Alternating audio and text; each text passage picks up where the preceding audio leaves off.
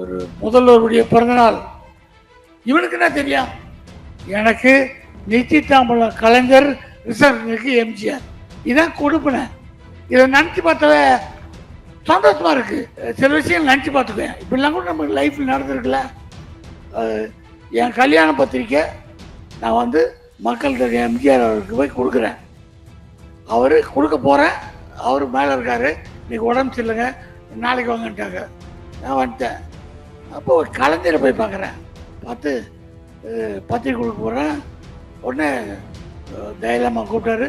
பாண்டியராஜன், எங்கள் மாமனார் அவர்கிட்ட வேலை பார்த்துருக்காரு, அதனால் மணி பொண்ணை கட்டான். அப்படியே தம்பி நல்லா இருப்பா நல்லா இருப்பா சொல்கிறாங்க, ரசிக்கிறாங்க. உடனே கலைஞர் கேட்ட விஷயம், எம்ஜிஆர் பத்திரிக்கை குத்தியா? எனக்கு அப்படி திக்குனாச்சு. பிரேக்ஃபாஸ்ட்ன்னு எதுக்கு வச்சான்? நைட்டு பூரா சாப்பிடல, காலையில் தான் சாப்பிட்றோம். அதனால் நைட்டு பூரா பட்னி. அதை பிரேக் பண்ணி காலையில் நல்லா சாப்பிட்றோம். அதை உணர்ந்த நம் முதல்வர் காலையில் படிக்கிறதுக்கு பசங்களுக்கு டிஃபனு கொடுக்குறாருங்க. அந்த பசங்களுடைய வாழ்த்து மட்டும் இருந்தால் போதுங்க, அவர் 100 ஆண்டு காலம் நல்லா வாழ்வாருங்க. எல்லோருக்கும் வணக்கம். புது இடம், புது மக்கள், புது மேடை, எனக்கு எல்லாமே புதுசாக இருக்குது. என்ன பேச போகிறது? உங்களுக்கு தெரியாது, நான் என்ன பேச போகிறேன்னா எல்லாம் உங்களுக்கு தெரியும். இருந்தாலும் இவங்க என்ன சொல்கிறாங்கன்னு கவனிக்கிறதுக்காக வந்திருக்கீங்க. ஒரு அமைதியாக இருக்கீங்கல்ல, எந்த ஆர்ப்பாட்டமும் இல்லாமல். டிவி போட்டால் கூட வீட்டில் ஆளாளுக்கு மொபைல் பார்த்துக்கிறாங்க. இங்கே அது மாதிரிலாம் இல்லாமல் பேச்சை மட்டும்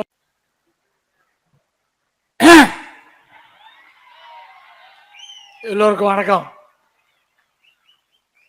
புது இடம், புது மக்கள், புது மேடை, எனக்கு எல்லாமே புதுசாக இருக்குது. என்ன பேச போகிறது? உங்களுக்கு தெரியாது, நான் என்ன பேச போகிறேன்னா எல்லாம் உங்களுக்கு தெரியும். இருந்தாலும் இவங்க என்ன சொல்கிறாங்கன்னு கவனிக்கிறதுக்காக வந்திருக்கீங்க. ஒரு அமைதியாக இருக்கீங்கல்ல, எந்த ஆர்ப்பாட்டமும் இல்லாமல். டிவி போட்டால் கூட வீட்டில் ஆளாளுக்கு மொபைல் பார்த்துக்கிறாங்க. இங்கே அது மாதிரிலாம் இல்லாமல் பேச்சை மட்டும் கவனிச்சிட்ருக்கீங்க. உங்களெலாம் முதல் நன்றி.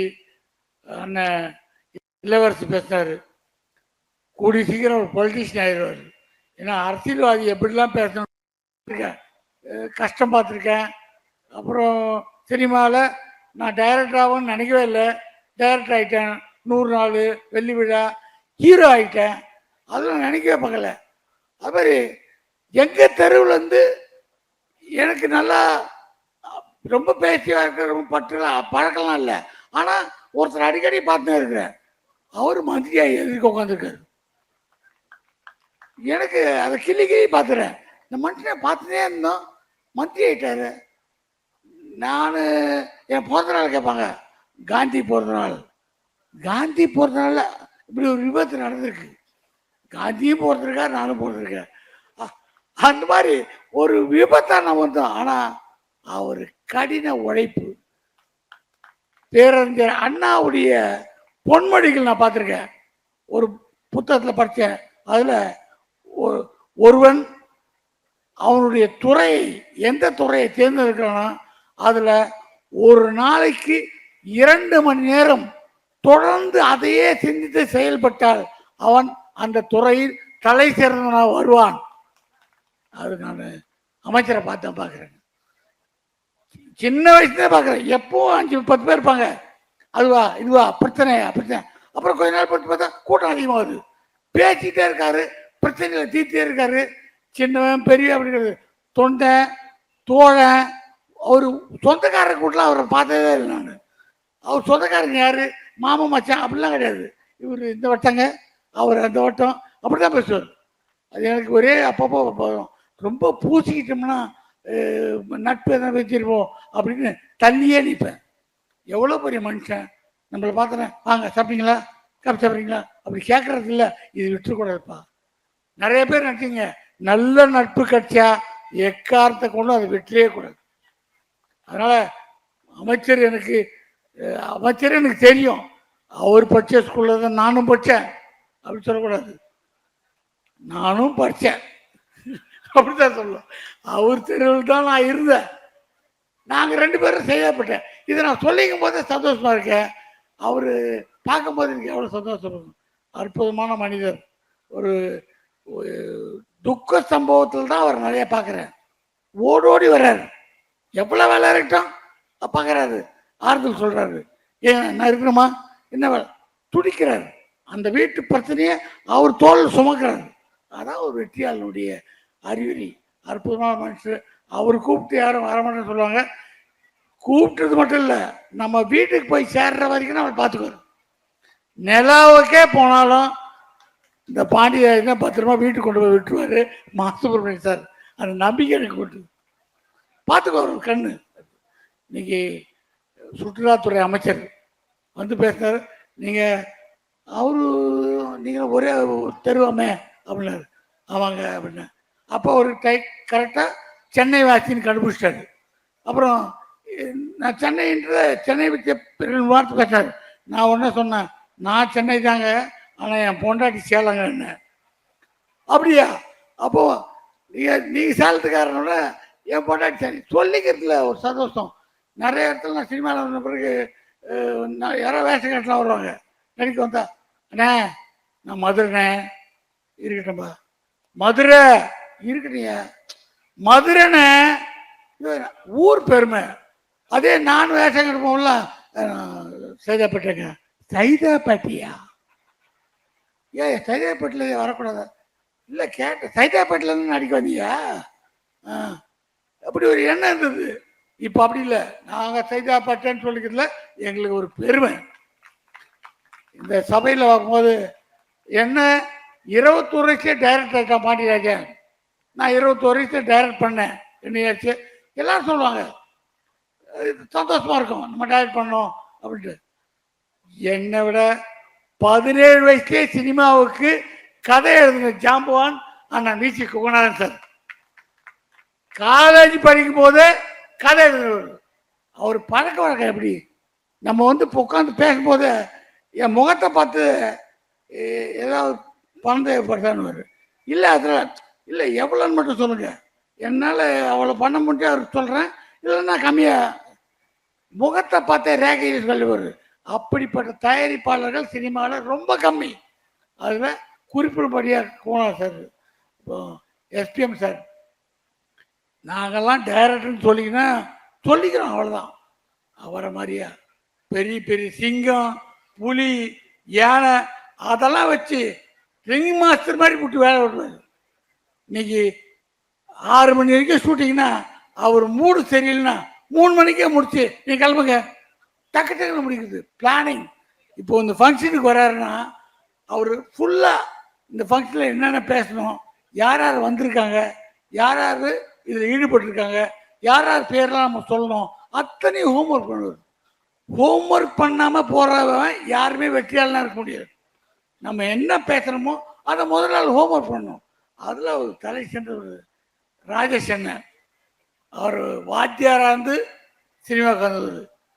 அதோட அவர்கிட்ட எனக்கு ரொம்ப பிடிச்சது, எப்போ சொன்னாலும் வருஷம் தேதி டைமோடு சொல்லுவார்.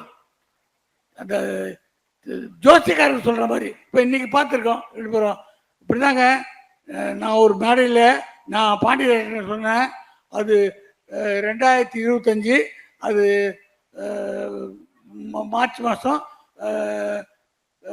20ஆம் தேதி சாயங்காலம் ஒரு 7 மணிக்கு. யார் இதெல்லாம் கேட்டாங்க, கரெக்டாக ஞாபகம் வச்சுருப்பார். இது அந்த வாத்தியார் இருந்ததால் நான் அப்படி ஞாபகம் வச்சுன்னு நினைப்பேன், அதையே மறந்துடுவேன். ஞாபகம் வச்சுன்னு நினைக்கிறதே மறந்துடுவேன். அப்படி ஒரு ஞாபக சக்தியான அற்புதமான ஆள். முதல்ல வந்து அரசியலை பற்றி பேசினாரு. இளவரசனை பார்த்தா எந்த கேரக்டர் கொடுத்தாலும் அந்த கேரக்டராகவே ஆயிடுறாரு. நான் மையழகன் படம் பார்த்தேன், கார்த்திக் நல்லா பண்ணுறாப்புல, அரவிந்த் சாமி நல்லா பண்ணுறாப்புல, அதெல்லாம் சொல்லேன். நான் எல்லாரும் சொல்றேன், யோ இதை மாதிரி எதுவும் இல்லாமல் ஒரு கேரக்டர் நடுப்பர் உள்ளே வந்து போதில்ல, அவ்வளோ லைவாக பண்ணிட்டு போகிறாருயா. அதான் என் நடிப்பு. அந்த கேரக்டர் மேலே எதுவும் வைக்காமையே அந்த கேரக்டர் பிரமாவமாக பண்ணுறதில்ல, அதான் அப்படி ஒரு அற்புதமான கலைஞர். பா விஜய் நம்ம அவர் நானும் சேர்ந்து ஒர்க் பண்ணதில்லை. அவர் குரு ஒன்று தான், எங்கள் குரு ஒன்று தான். எங்கள் 2 பேருக்கும் எங்கள் டேரக்டர் தான். அவர் நிறைய பாட்டு எழுதியிருக்காரு. பாட்டெல்லாம் உயிரை வந்து சீண்டி பார்க்கும், அந்த அளவுக்கு எழுதுவார். பிரமாதமான ஆள். எனக்கு நடந்த சம்பவத்தை இங்கே சொல்லணும்னு தோணுச்சு. நான் வந்து சவுத் ஆப்பிரிக்காவுக்கு போனேன்.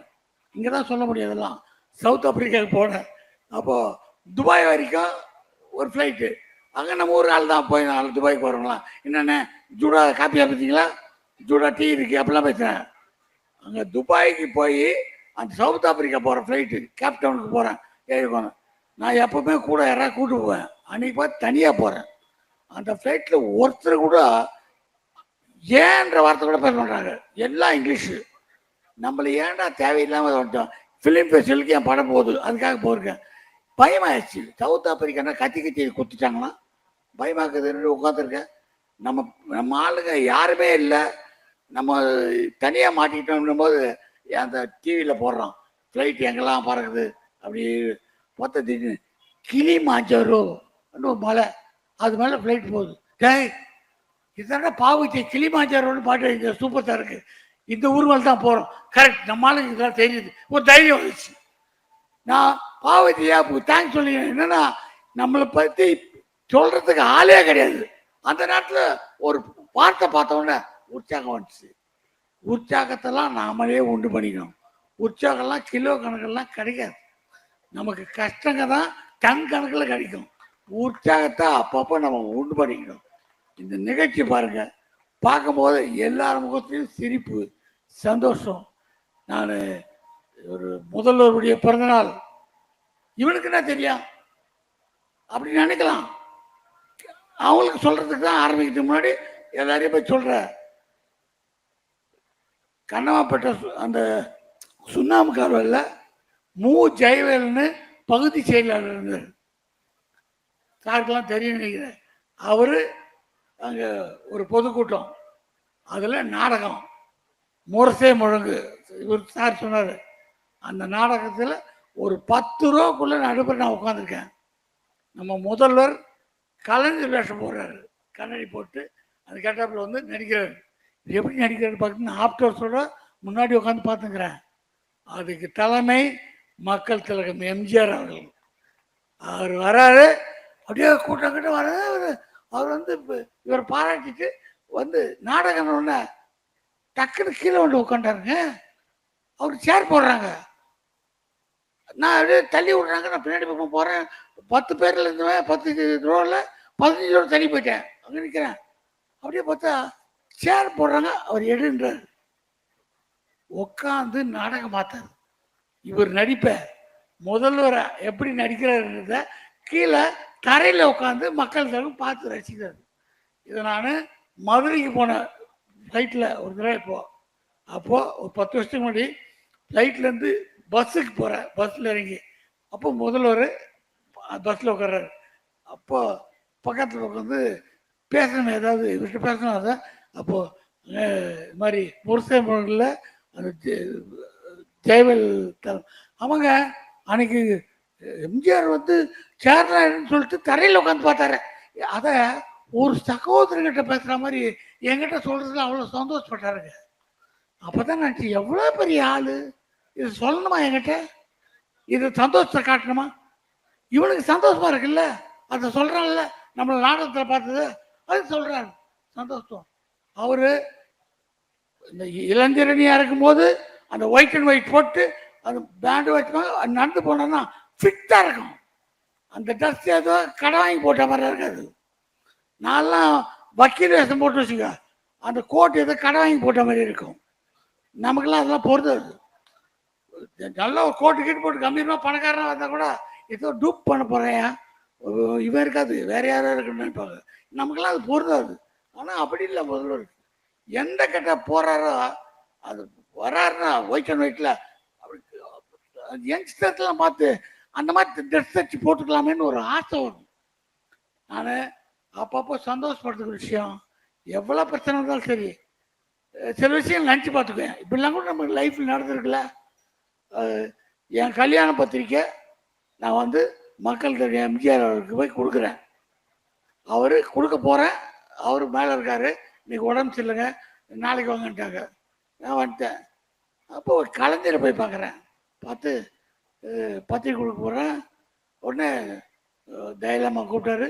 பாண்டியராஜன் எங்கள் மாமனார் அவர்கிட்ட வேலை பார்த்துருக்காரு, அதனால் மணி பொண்ணை கட்டலாம் அப்படியே தம்பி நல்லா இருப்பா நல்லா இருப்பான்னு சொல்கிறாங்க, ரசிக்கிறாங்க. உடனே கலைஞர் கேட்ட விஷயம், எம்ஜிஆர் பத்திரிக்கை குத்தியா? எனக்கு அப்படி திக்குனாச்சு. என்ன இது, என்ன சொல்ற, குடியா வருவார் சொல்லிட்டு உடனே எங்கள் மாமனார்கிட்ட நிச்சயதாமலை எங்கன்னாரு. ஆனால் அது முதல் நாள் எங்கள் வீட்டில் நாளைக்கு வந்துடுறேன். எனக்கு நிச்சயதாமலம் கலைஞர், ரிசர்வ் எம்ஜிஆர், இதான் கொடுப்பினேன். இதை நினச்சி பார்த்தாவே சந்தோஷமா இருக்கு. இதை விட்டு எனக்கு அதுக்கு அந்த கார் கிடைக்கல, இந்த பில்டிங் கிடைக்கல, எதுக்கு இதெல்லாம் நினைச்சதெல்லாம் சந்தோஷப்படும்.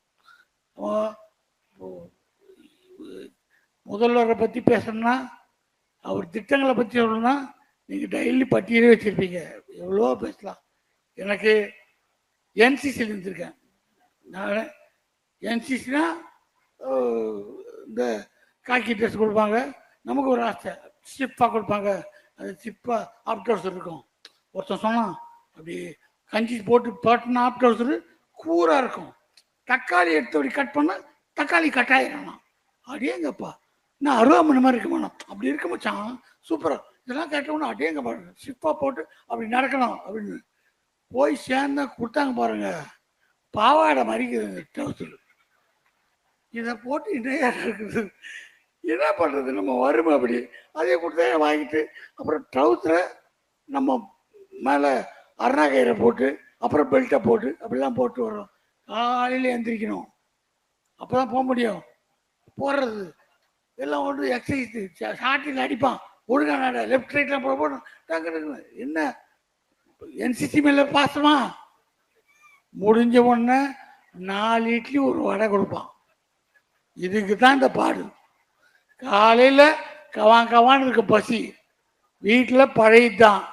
அதுக்கு பதில் என்சிசிக்கு போனால் பிரேடு முடிஞ்சோடனே 4 இட்லி ஒரு வடை, அதுப்பா முடியும். நான் சொல்கிறேன், காலையில் பற்றி நைட்டு முழுக்க நம்ம பட்னியாக இருக்கோம்.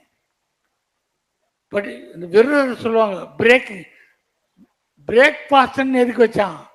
நைட்டு பூரா சாப்பிடல, காலையில் தான் சாப்பிட்றோம். அதனால் நைட்டு பூரா பட்னி, அதை பிரேக் பண்ணி காலையில் நல்லா சாப்பிட்றோம். அதை உணர்ந்த நம் முதல்வர் காலையில் படிக்கிறதுக்கு பசங்களுக்கு டிஃபனு கொடுக்குறாருங்க. அந்த பசங்களுடைய வாழ்த்து மட்டும் தான் போதுங்க, அவர் 100 ஆண்டு காலம் நல்லா வாழ்வாருங்க. வாழ்க, வணக்கம்.